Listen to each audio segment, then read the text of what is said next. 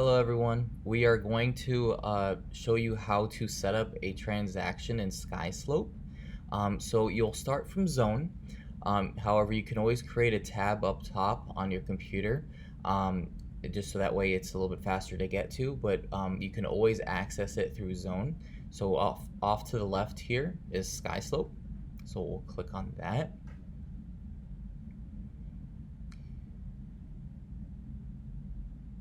And once you're in Skyslope, you would click on Manage Transactions if this is a buyer side. Now, if you're doing a listing transaction, you do Manage Listings.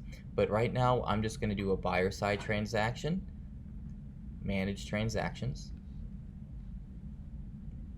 And off to the right here, up top, you'll see Create Transaction. It's the green button. Click on that. And this is where you start filling in information. You can kind of help expedite the process a little bit here in this step where it'll ask you to fill in the address.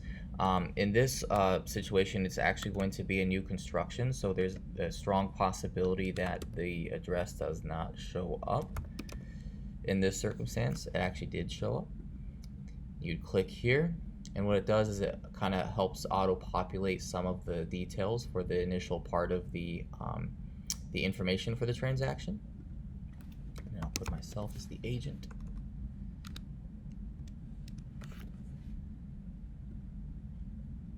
And just a side note, when it comes to new construction transactions, the MLS number, since it's oftentimes not in the MLS, just put a series of zeros there for now. Later on, should it ever be uploaded by either you or the builder as a transaction in the MLS, just go back later and update that. But here in a standard resale contract, you would put the MLS number right there. Checklist. So this is a really important step of the process.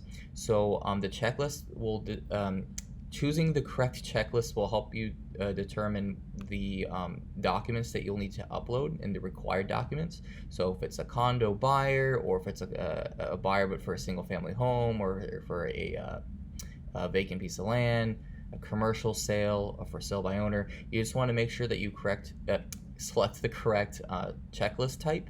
Or if you have a listing and you accepted an offer on your listing, accepted offer on listing would be the appropriate one.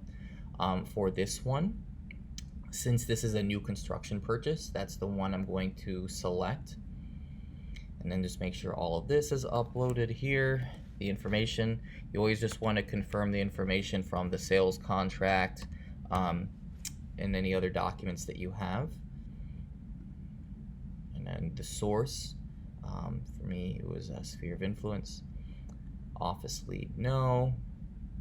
Acceptance date, December 22nd.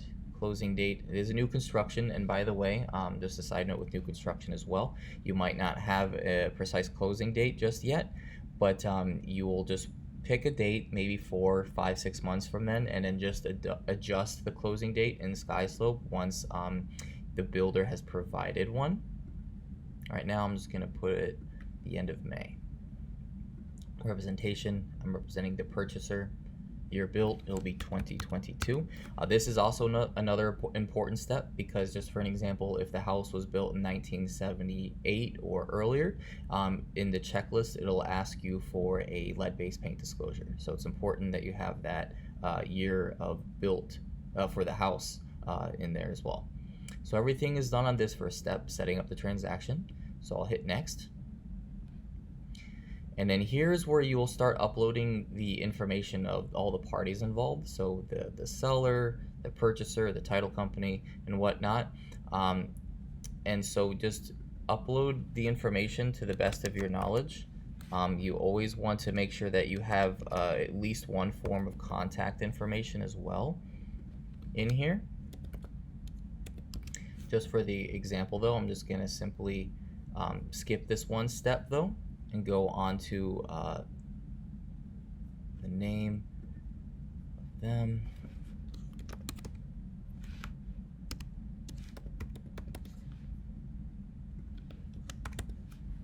Save.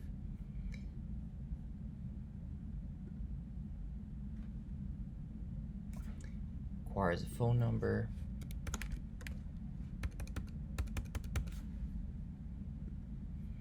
The title company.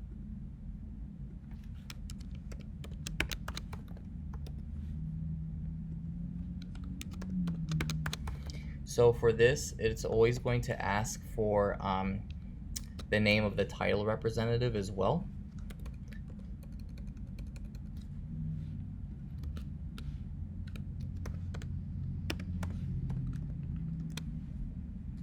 And an email.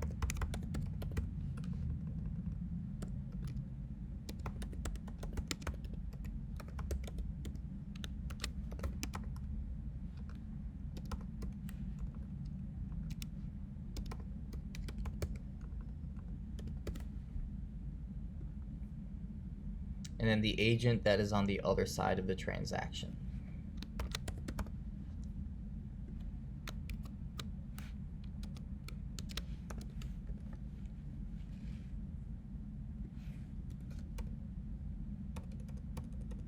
Now, in regards to the new construction, if it's just, you would simply put the sales representative for that, and then the cooperating broker company usually is the builder. You would list there.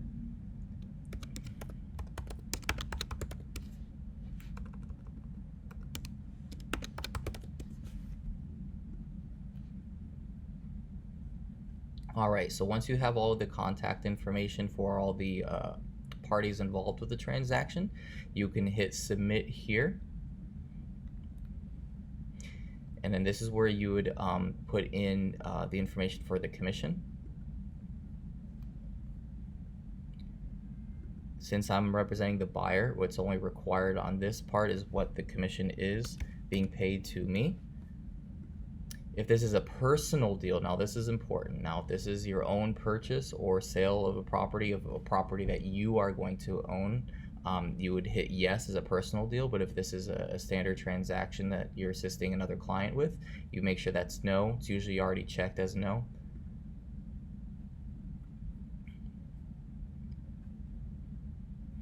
And then down here, if this was a referral, referred from another agent at another brokerage, or just another agent anywhere, you would fill out the information here. So you have referral type, no referral, external or internal. Most referrals are external, again from another brokerage. You would click here to add that agent's information, and then either the dollar amount or the percentage of the referral fee. And then what's an important document is the W-9 form, which you would ask that agent to provide, the referring agent. And down here, just any notes, if there's anything unique about the transaction, like you're providing a credit to the buyer at closing or giving them a home warranty, just add a note of that there, just so that way it's on the record. And you'd hit submit. And then right here, the checklist is all set, so it is officially in the pending status. So it'll ask for things like the pre-approval letter, for the Rogi disclosure, the builder's contract, and the escrow deposit receipt. And then you would start working on the checklist and uploading as you get these documents. I highly recommend, once you get this file set up, there's a good chance you already have 2 or 3 of these documents already on hand, to just start uploading them. And then that way you can avoid having to play catch up as you get closer to closing with all the documents. And so that is how you set up your transaction in Skyslope.